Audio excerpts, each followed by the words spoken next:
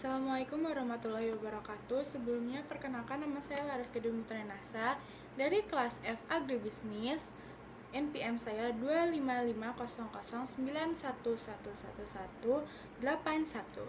Sebelumnya di sini saya ingin menjelaskan beberapa usaha pertanian, yaitu perusahaan sawit yang di PT Smart atau Sinar Mas Agro Research and Technology, atau yang bisa dibilang juga PT Perkebunan Nusantara. Jadi di sini saya akan menjelaskan di PT tersebut itu controllingnya, monitoring, dan etika bisnis di perusahaan berikut. Jadi tuh di sana tuh di PT Smart Tbk itu controllingnya itu bisa memastikan target produksi tercapai sesuai standarnya. Contohnya itu seperti kayak mengevaluasi hasil panen. Hasil panennya itu kayak kayak dilihat kayak apakah buah sawit ini segar atau gimana gitu. Terus mengontrol biaya operasional juga seperti pupuk, kebutuhan pupuk, pestisida, terus habis itu tenaga kerja juga. Nah, lalu ada mengecek kualitas atau bisa dibilang seperti kadar asam lemak bebasnya si sawit itu.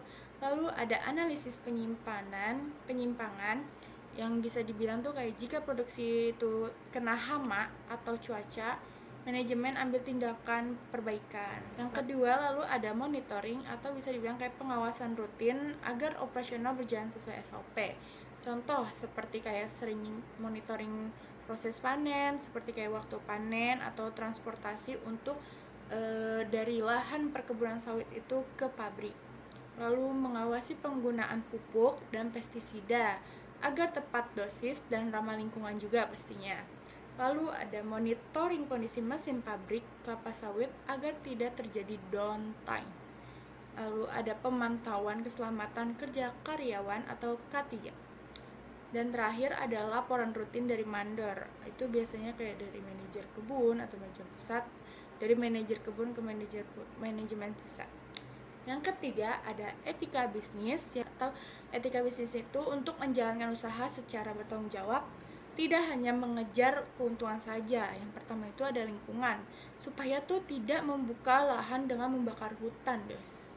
Yang kedua itu ada ketenaga kerjaan, seperti kayak memberikan upah yang layak, terus dan memperhatikan hak buruh kebun juga. Terus ada tanggung jawab sosial, itu bisa membantu masyarakat sekitar melalui CSR. Terus ada keberlanjutan. Terus ada transparansi juga, itu kayak tidak memalsukan data produksi atau kualitas CPO. Sekian monitoring, etika bisnis, dan controlling di PT tersebut. Begitu saja. Wassalamualaikum warahmatullahi wabarakatuh.